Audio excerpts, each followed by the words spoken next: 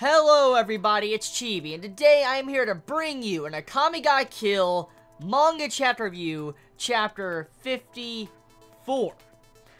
Been waiting on this chapter for about a week now. It came out like a week ago, been waiting for translations, and it finally got translations, and now I could finally read it. So, this chapter, I have the final panel in front of me right now. Apparently, Budou isn't dead. Budou is not dead. And he's pissed off. Oh, he is pissed. His face looks like he is about to wreck some face. Now, apparently, he didn't just die by Mind's cannon shot to the face like the anime did. So, thank God Budou is still alive.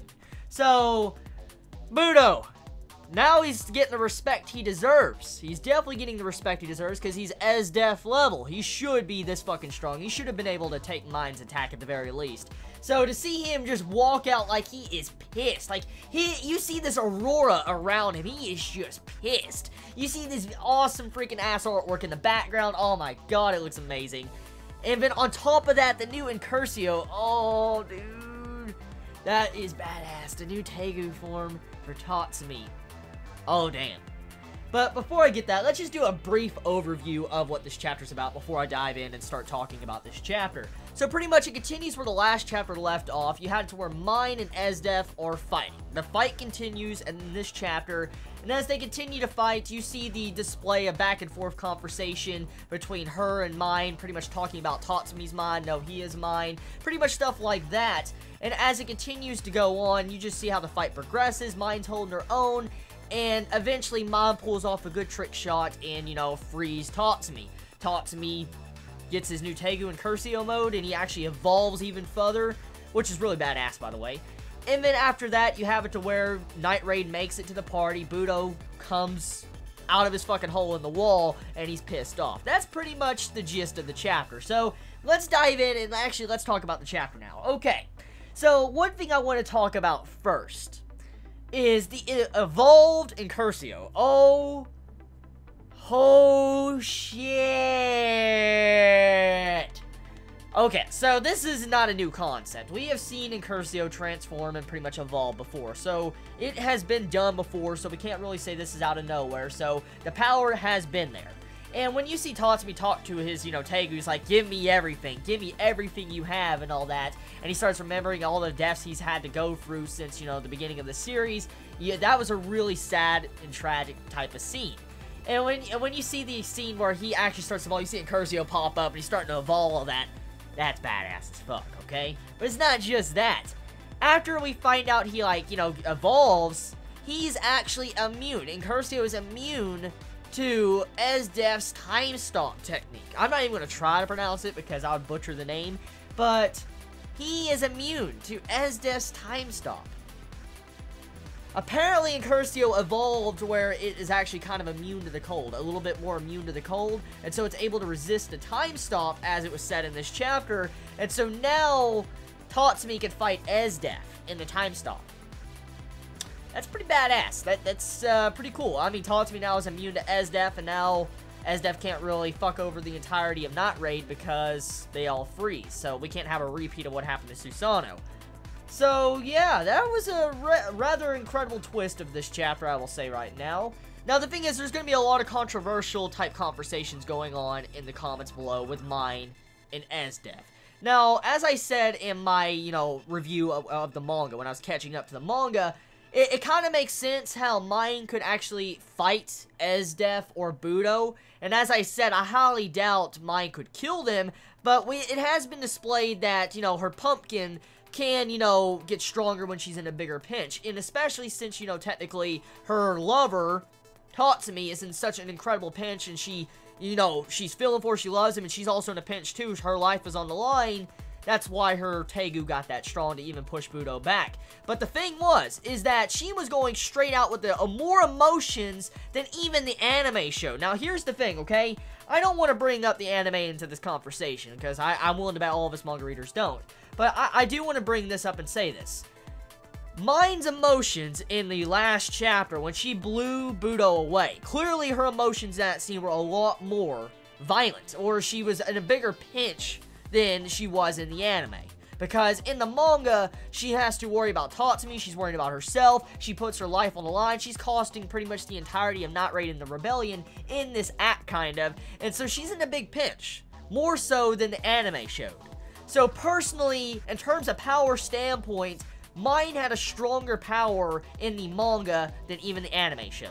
For instance, mine's power, even though it didn't look as brilliant as the anime showed it, mine's pinch was at a higher level in the manga. So, if Budou can survive something like that, then he's fucking insane. And he definitely lives up to the title of being strong as Esdeath. Because seriously, if he got just taken out by mine that easy, honestly, let's just be real here. If he got taken out by mine that easy, why doesn't mine just take out Esdeath the same way? Seriously. So, that's pretty much what I want to bring up. So getting back on to the manga, now that I talked about that and talking to you about the overall power standpoint of mine compared to the anime and compared to Budou's level of how he's not just fodder, it's pretty impressive. He's really fucking impressive to survive a blast like that, since technically, of all honesty, he should have died by something like that when it comes to terms of the pinch that Pumpkin was under and mine. So yeah, right there I just want to talk about that. Okay, so other things I want to talk about. Supposedly Akame and Leone, they both make it to the fight. They're in the middle of the fight, and they're about to go up against Budou. With this ending chapter, you see Incursio, Tatsumi, you see Akame, you see Leone, and then you see mine versus Budou and Esdeath, which is going to be fucking epic, because I really don't think Night Raid can handle this. I mean, the new Incursio transformation in evolved form, we haven't seen the actual power standpoint of it, so we don't really know how strong it is, but I personally don't believe he'll be able to actually best both of them. I really don't think he will be able to beat Budou and Esdeath at the same time. So, Night Raid's gonna really have to run, because, I mean, they met their goal. Their entire goal of this was to free Tatsumi. So the next course of action is get the fuck out of there and run away. That's pretty much the next goal. Now, I wonder exactly what Nagenda's part is going to be inside of this, because, you know, technically they don't have that flying Danger Beast Stingray like the anime had to fly above the stadium and land inside the stadium, since, you know, technically it's already dead. So, I wonder how Nagenda is going to get to the stadium if, you know, the anime did spoil us. If she does get to the stadium, I'm willing to bet Nagenda is going to die. I'm willing to bet Nagenda will die saving Night Raid. I am just willing to place money on it. Since she already has her death set in stone, pretty much, she's already dying after the events of what happened with Susanoo and her, it's obvious that there will be a death. Of course, there will be a fucking death in this, because it's obvious. When you're fighting two people as strong as they are, Budou and Esdeath, you should expect at the very least casualties. So, yeah, I'm willing to bet Nagenda will die, and I swear to you right now, if mine dies, and the anime did spoil us, I'm gonna be like, what the fuck? But we have yet to see the next chapter, so we don't know. Overall, the chapter, artwork. I'll say the artwork is pretty impressive. You know, as I said in my manga reviews, I actually personally enjoy the manga artwork a lot more than the anime, but liking artwork is subjective, so it depends on your taste in artwork, so I can't really judge this chapter based on artwork depending on your style, but the artwork does look really clean. It looks really clean in the backgrounds. It's like, whoa, like, damn.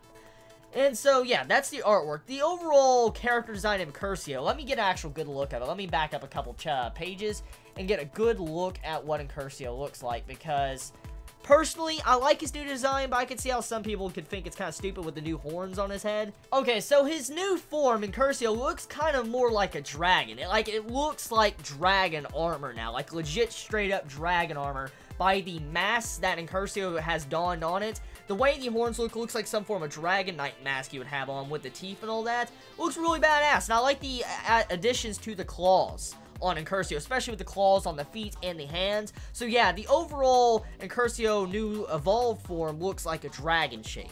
So yeah, I like the character design of Incursio. So personally, everybody, tell me your thoughts in the comments below. I mean, how'd you feel about this monthly chapter of Akame ga Kill? How do you feel about the different changes compared to the actual anime, what it showed us on episode 20 and 21? Do you feel like this was a lot worse or a lot better than the anime? Let me know in the comments below. I love you all so much. You have a wonderful day or night wherever you live. Please be safe. Chibi out.